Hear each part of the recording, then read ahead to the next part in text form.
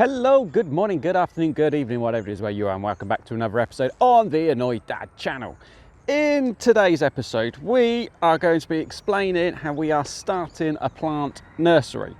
Now, I will just explain now from the very start. For those of you who watch me for the chickens, I am still doing the chickens. We will still be doing the hatching and everything else like that.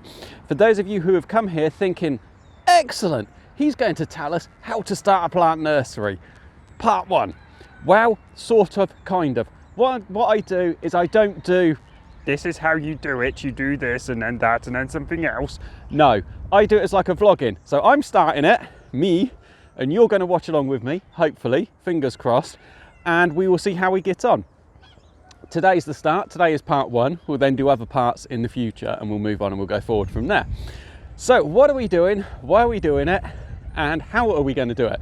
So let's start off with the why first, shall we? As I'm getting battered by the wind, we've just had two major storms blow through, and I've been wanting to do this video for about 2-3 weeks now, but the storms blasting through have just made it impractical to actually get out here and do it. So number one, why are we doing it? To earn some money for the farm. That is it, plain and simple. There is no other explanation to it. Number two, how are we going to do it? Okay, so you've just seen me walk along this line of plants, and you see I've got some that have already been pruned down the bottom there, and I've got these ones that haven't been pruned.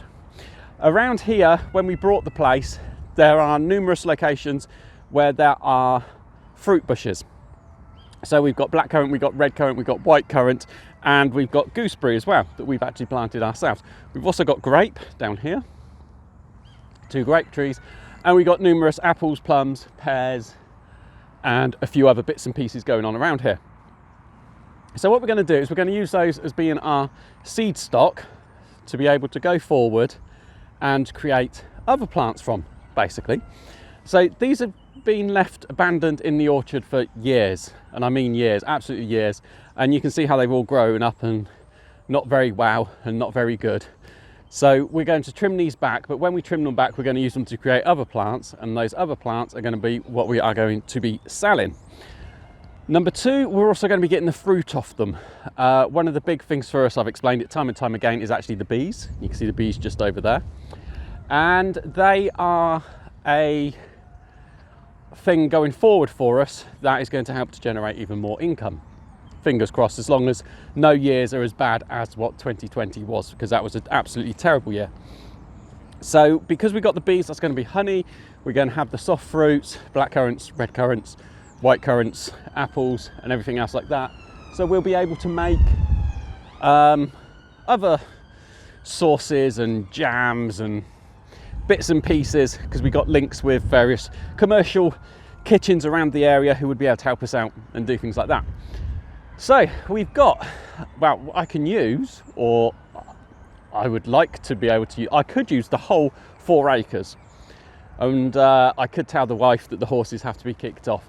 But as every gentleman out there knows, turning around and telling your wife that her horses had to be kicked off the land is never a wise move to make. So because of that, what we're going to do is we're going to start off in this section here, which is, I don't know, I haven't even measured it, but it's probably about 1/8 of an acre, if that, maybe even 1/16 of an acre. It's a tiny little area. And what we will do is we will start off here, and then gradually over time we will push that way, and we will go, hopefully, right the way over to the other side and all the way down, and have it all enclosed in the whole area. This area here, if I stand here like this, that way is straight north. So we have got what's known as a southern facing thing. So you're able to see the orchard, which is in behind here. That's where the geese are over there, and then we've got the rest of the field. And straight over that way is where the sea is. So we're quite close to the sea, which is handy because it doesn't get mega hot here, because obviously you've always got that constant breeze coming in off the sea, and it doesn't get mega cold because again you've got that breeze coming in. However, it does get colder here than it does down in town where I live. I live about 3 minutes drive away. That is literally all it is. But that drive is straight downhill, and you drop down about 200 foot. So you're about 200 foot higher here than you are where I live. But because of that, you do get the frosts up here later and harder than you get them down in town. Okay, so I think that's explained it. So what I'm doing today is, because for once it's not raining and there's not a massive gale blowing through and it's not too bad, I'm going to transfer some more of the plants and get those in. One thing I didn't explain is, as well as doing the fruit plants, we're also going to do hedging plants. We're also going to propagate them, but not necessarily for sale to start off with. I think in the immediate term it's going to be for me, because I need them and I need to get them done. So you can see I've got some down here which are privet. These are ones that I have actually brought in and they're being attacked by something, probably a horse or maybe even rabbits. So we've got those. We've also got what I call box hedging, but it's called something's honeysuckle, which is this stuff here. We've got hawthorn, we've got blackthorn, we've got laurel, we've got willow, and a few other bits and pieces. So we are going to be doing just like a huge great variety, and I think it'll be quite interesting. So let's go and dig up some more plants, bring them in and get them put in, because it's the right time of year to do it, because right now all the plants are asleep and they're not doing anything. Well, this is the orchard, and this is where a lot of the plants we are going to be planting out for the plant nursery are actually coming from. So in here, they were planted all the way down this side here. If I turn around, you might have seen the video with the cage, and they were planted down there as well. Also planted in a line going across there, and you can see just the other side of the wheelbarrow, that's where some other ones are planted. I can't remember which ones are red currants, which ones are black currants. Unfortunately, the person who planted them mixed them up a little bit. So I'm not able to remember, but what I'll do is I'll get them planted out there for this year, and then maybe next year I can swap and I can move and I can change if we feel that we need to. What we're doing is we're just basically digging them up out of here, moving them out into there. We're going to replant them out there and then go from there.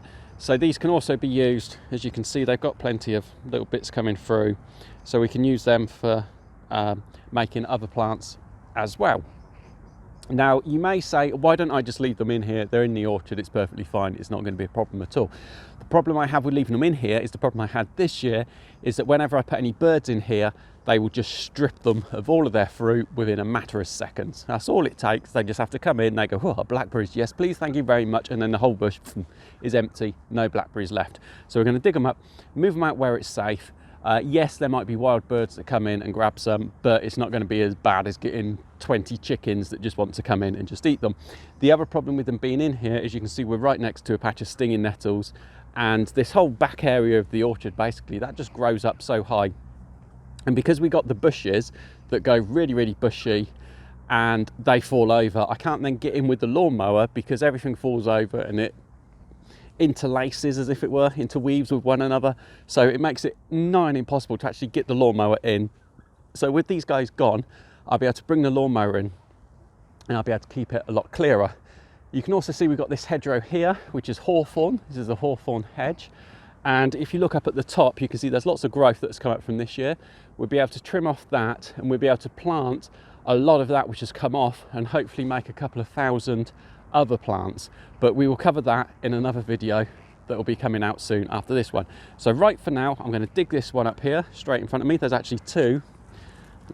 Hopefully you can see that there's two, and they've been planted quite close to one another. So I'm going to dig up the first one, get it in the wheelbarrow, and I'll dig up some more, and then we'll get them around the other side and we will get them planted. Right, okay, so back round here, because I've got a wheelbarrow full of them. I dug out a few more. After doing that last little bit, I gave up using the fork because that was just too much hassle. And I got this spade that I use for metal detecting. Let me see if you can see that. There we go, now you can see it. I use it for the metal detecting, and it's one that's meant to cut through anything, virtually. So you can see it's got the nice serrated edge down there, nice spike to it. Works really, really well.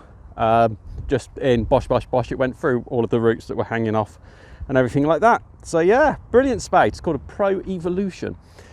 So what I'm going to do is I'm going to put two plants in down the end bit here, and you can see where I've had it covered in the weed control fabric, but I'm not going to use that again. So what we need to do is we need to get stuff out of the way, like this bay tree that come from work. I will do a video one day and I'll explain how I'm able to get stuff from work and how I'm going to use the stuff I get from work to help increase the amount of, I don't want to say species, but the variety of stuff that I'll be able to have here. So then we'll clear off some of this.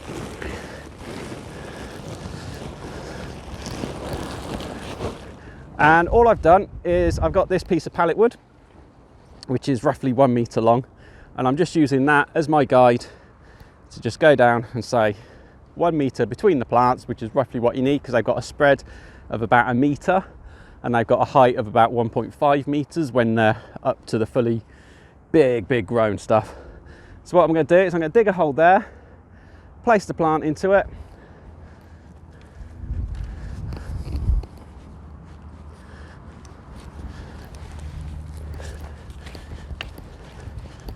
now you may be thinking that you've never heard me talk about plants or gardening or anything else like that before, mainly because I haven't, and you may be wondering what my experiences are, next to none, and how I think my experiences are going to help with creating this nursery. I got no idea, but what I will say is that I have been doing that normal thing, like what you're probably doing now, where you sit down and you watch a YouTube video, and you start watching YouTube videos and people explain raspberries do this, strawberries do that, something else does something else, and I've been sat there watching it all, and I thought to myself, yeah, I know that, yeah, I know.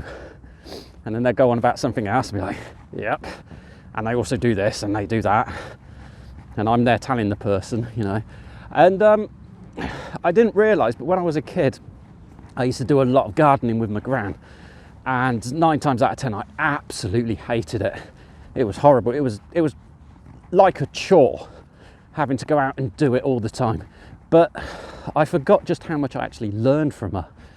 There was so much stuff that I was taught that when I go back and I watch these videos of these people who say how to propagate, how to set things up, how to protect your plants and all this sort of stuff, I'm like, yeah, I know that already. So anyway, I don't want to sound like a big head when I say that, but yeah, I don't have plant experience, but I do have sales experience, e-commerce experience, and hopefully, fingers crossed, should be able to make a go of this. So anyway, there's that one in. I've got the rest of them to go in. I'll get them in. I'm going to slap another row in down here. This is where we had some corn. Now this hasn't been covered by the weed control fabric, but what I'm going to do is I'm going to leave it as it is with the grass at the minute, and then I might over mulch. I might do the cardboard around the bottom and then mulch, or, you know, we'll see anyway. But we're going to have a line straight down the middle there, because then here we've got grape, and then we've got some fruit trees that we got from Tesco's last year. And you can see that pile of brown stuff that came out of the goose and the duck coop. So anyway, I'm going to crack on, less waffle, more work, and I'll cut back in just a minute. So this is all the ones we just did, which have now been placed into the ground, and they've all been dug in, stomped down, and ready to start growing come the spring, basically. So they won't be doing anything now because they're in their dormant stage. But what you can see by looking at them is, I've explained before that the orchard was basically left abandoned for, I don't know, maybe 5-6 years. And you can see that they've just grown really spindly. If you look at this one down here, you can see we've got like this branch here, which is coming off, and then it's coming towards me. And you've got other ones which are just spindly. So it's been allowed to just grow and grow and grow. Plus they've also been restricted from the light. So you can see like this one here, it looks more like a tree than a bush, because you've just got that one shaft at the bottom and then it just explodes at the top. And then there's various other ones, a little bit like the apple trees when we first got in there, and everything was just starved of light and everything else like that.